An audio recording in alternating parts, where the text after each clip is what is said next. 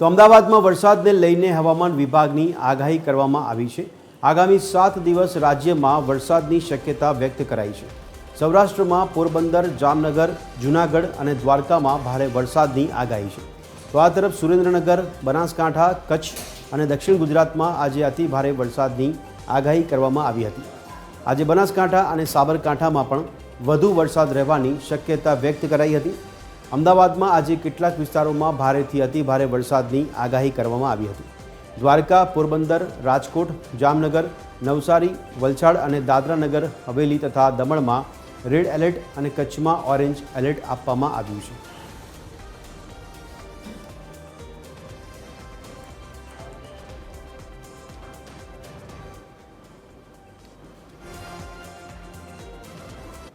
जो वर्तमान परिस्थितियां हैं उसके अकॉर्डिंग हमने जो टेबल में रखा है एक्सट्रीमली हैवी रेनफॉल रखा है गुजरात रीजन, सौराष्ट्र, कच्छ।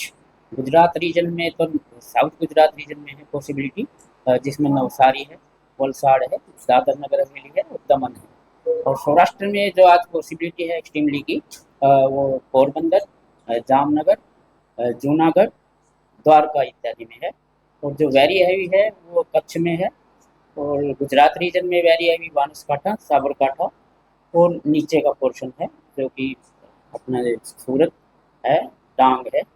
और जो वेरी हैवी रेन रखा है डे 2 से डे 7 तक रखा है दोनों में, जिसमें पहले 5 दिन ऑरेंज अलर्ट है और लास्ट के 2 दिन अभी येलो अलर्ट के साथ वेरी हैवी दिया गया है। तो आगामी दिवसों वरसादी माहौलनी जे आगाही करवामां आवी छे, जेमां एलर्ट आपवामां आव्या छे। तो तारीख 22, 23 અને 24 આ 3 દિવસ માટે રાજ્યના કયા જિલ્લાઓ અને કયા વિભાગોમાં ઓરેન્જ એલર્ટ અને યલો એલર્ટ આપવામાં આવ્યા છે તેની પર આપણે ગ્રાફિક્સના માધ્યમથી સમજાવવાનો પ્રયાસ કરીશું।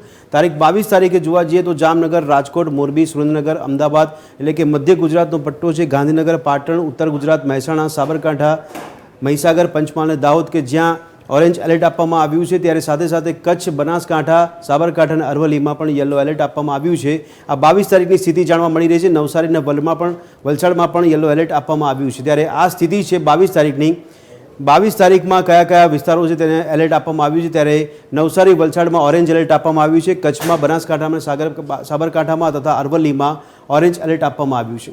તો આ તારીખ વાત થઈ 22 તારીખની। 22 તારીખ બાદ વાત કરીશું 23 તારીખની કે જ્યાં 23 તારીખે પણ કયા વિસ્તારો છે જ્યાં એલર્ટ આપવામાં આવ્યા છે, જ્યાં કચ્છ, પાટણ, મહેસાણા, સાબરકાંઠા, ગાંધીનગર, અરવલ્લી, મહીસાગર, ખેડા, અમદાવાદ, આણંદ, મધ્ય ગુજરાતનો પટ્ટો છે, જામનગર છે, રાજકોટ છે, મોરબી છે, બોટાદ છે કે જ્યાં પણ યલો એલર્ટ આપવામાં આવ્યું છે। ત્યારે બનાસકાંઠા, અમરેલી, ભાવનગર, નવસારી, વલસાડમાં ઓરેન્જ એલર્ટ આપવામાં આવ્યું છે। આ તારીખથી વાત થઈ 22 તારીખ બાદ 23 તારીખની। હવે વાત કરીશું 23 તારીખ બાદ 24 તારીખની વાત કરીએ તો 24 તારીખે જે વિસ્તારો છે તેમાં એલર્ટ આપવામાં આવે છે, જેમાં રાજકોટ, જૂનાગઢ, અમરેલી, ભાવનગર, સુરત, તાપી, ડાંગ, નવસારી, વલસાડ કે જ્યાં યલો એલર્ટ આપવામાં આવ્યું છે।